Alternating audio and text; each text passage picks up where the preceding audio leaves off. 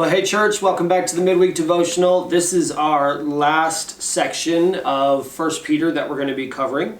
It's 1 Peter chapter 5. We're going to then go into a brand new sermon series this Sunday called Begin Again, and it is a look at the beginning of the church, the book of Acts. So we cover the book of Acts, and we will use the Midweek Devotional to supplement the sermons on Sundays. So they will go through a little bit more of like the characters, as well as some of the teaching that we might not get to on a Sunday morning.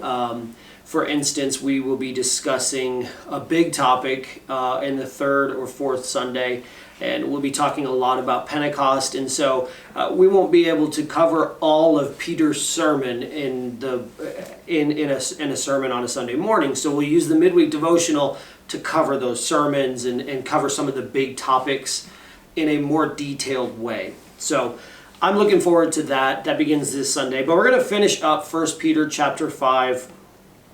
And it begins, I exhort the elders among you as a fellow elder and witness to the sufferings of Christ.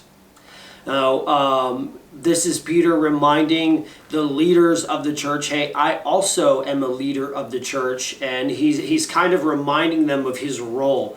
He is establishing the fact that they should respect him, so to speak, and reminding him of the investment and effort he's put into the church, as well as the one who shares in the glory about to be revealed. So he's reminding them now, listen, this is who I am and this is what I've done, and I want to remind you that someday we will see Jesus as he is, for who he is. We'll see him in the person, and I don't want you to forget about that.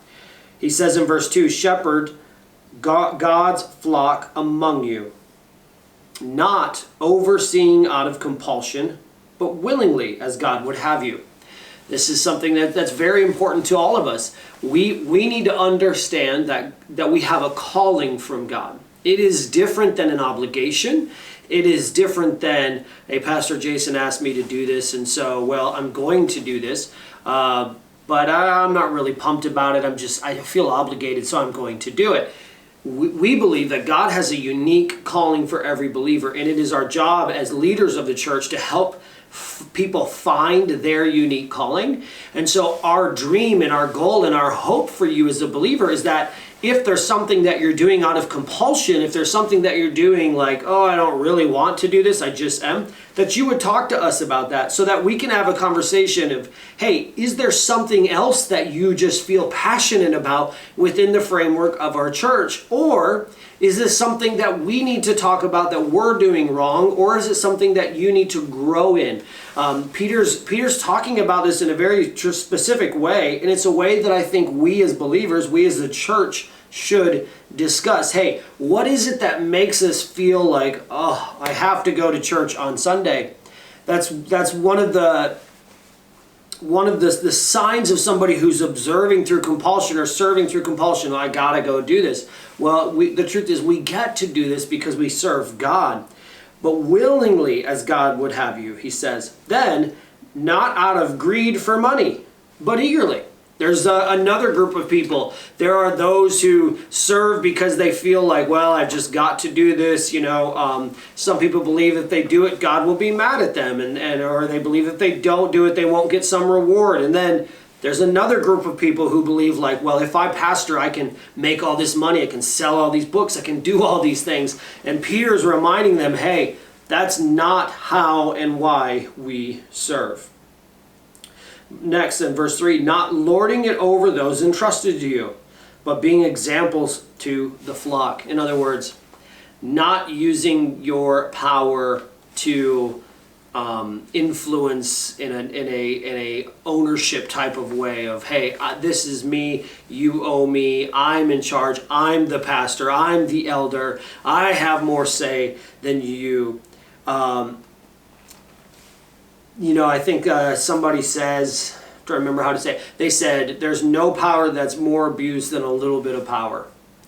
And what Peter is saying to the leaders of the church is, when you're given a little bit of power from God, do not dare abuse it. Don't abuse it.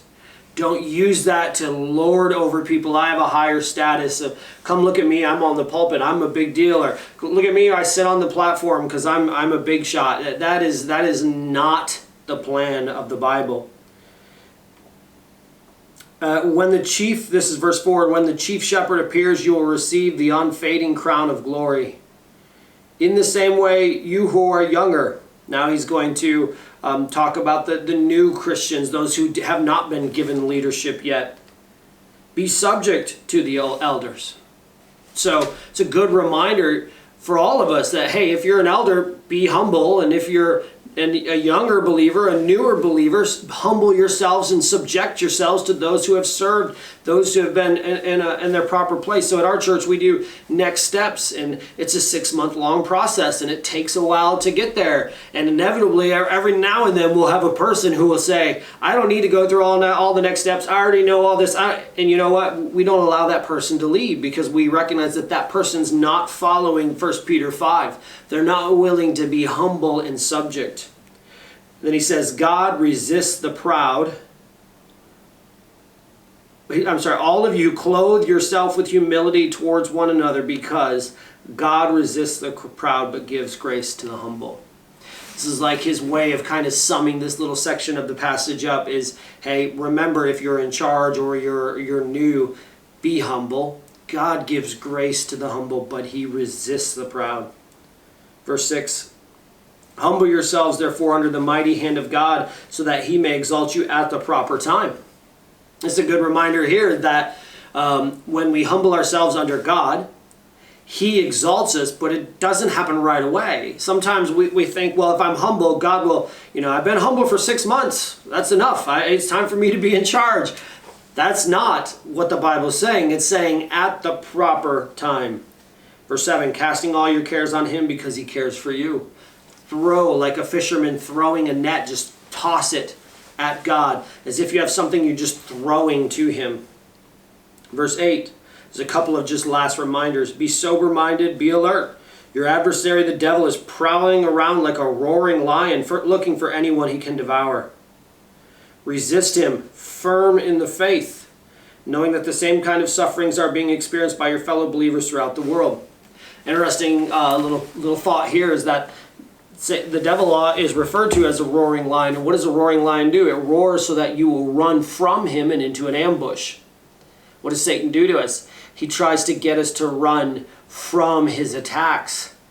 And we try to run from them. I don't want to go through this. I don't want to suffer this right now. I don't want to experience it. I don't want to face this. So we try to run. And what happens? We then run into his ambush.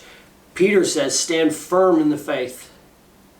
A lion roars so that you'll run into an ambush, but if you stand firm, there's no ambush. There's no ambush.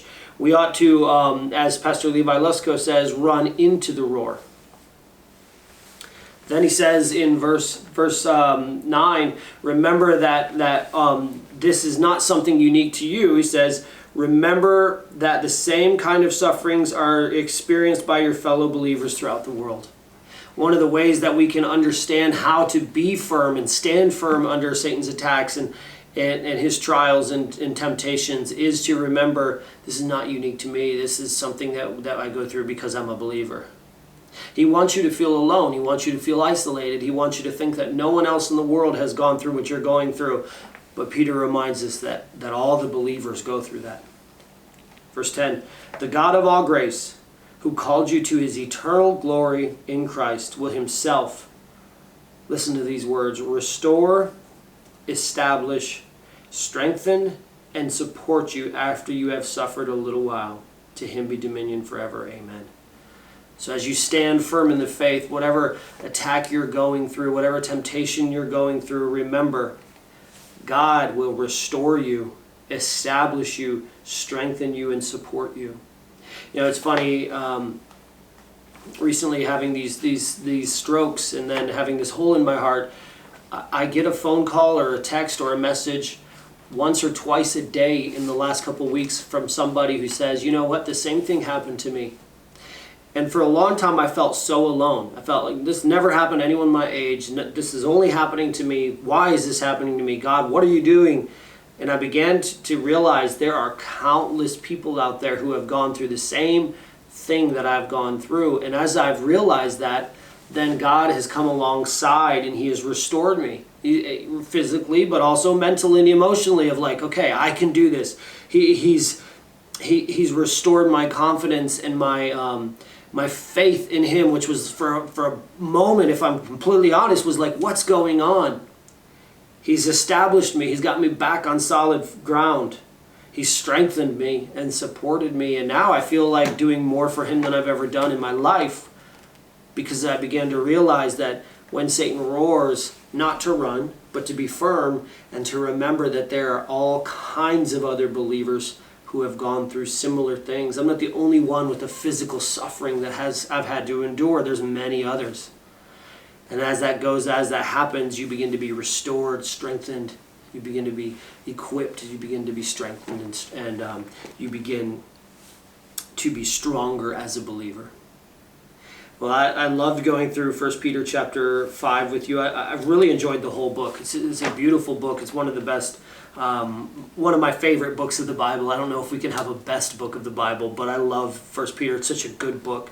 I've enjoyed going through it, and I'm fired up and absolutely ready to cover the book of Acts. I think we'll look at a little bit of Luke and Acts because they're written together in conjunction. So I'm really excited to begin this series. We'll go through this all the way through the summer. The plan is to go through the book of Acts all the way into the fall. And so I'm really excited about that. Always remember, church, that you matter, Jesus matters, grace matters, and details matter. Have a great rest of your week.